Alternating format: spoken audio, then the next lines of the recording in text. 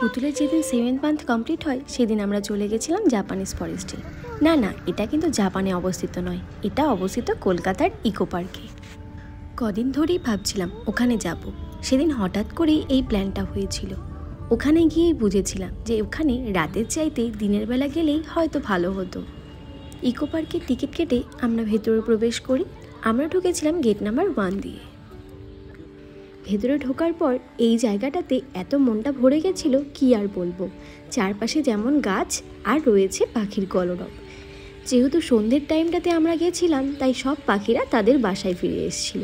আর পাখির আওয়াজে এই জায়গাটাকে এত সুন্দর লাগছিল যেন মনে হচ্ছিল ওখানেই থেকে যাই।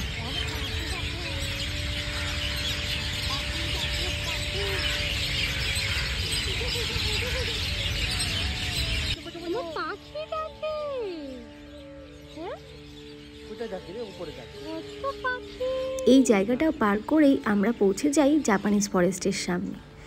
আর জাপানিজ ফরেস্টে ঢোকার এন্ট্রি কিন্তু একদম ফ্রি ছিল।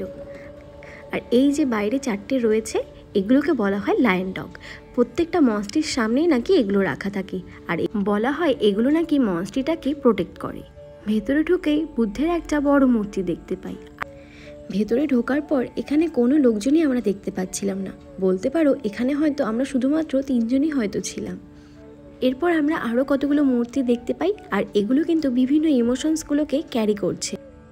বলতে পারো মানুষের বিভিন্ন ধরনের ইমোশনসগুলোই এই মূর্তির মাধ্যমে বোঝানো হচ্ছে। এরপর একটা সুন্দর জায়গার ভেতর দিয়ে আমরা প্রবেশ করি আর এই জায়গাটা কিন্তু আমার বেশ ভালো লেগেছিল। ভেতরে ঢোকার পর কিছু দূর হাঁটতে হয়েছিল ঠিকই, এরপরই আমরা পৌঁছে যাই এই জাপানিজ মনস্ট্রির সামনে। এরপর আমরা যত মনস্ট্রির সামনে যেতে থাকি মনস্ট্রিতে থাকা বুদ্ধের সামনে সেই বেলটা যত বাজছে তার আওয়াজ যেন আমাদের মনে হচ্ছে খুব জোরে শোনা যাচ্ছে।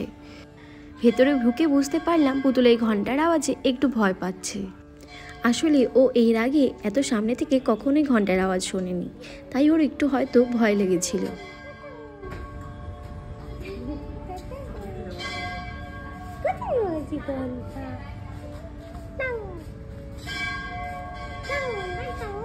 আমি চেষ্টা করছিলাম ওর ভয়টাকে কাটানোর।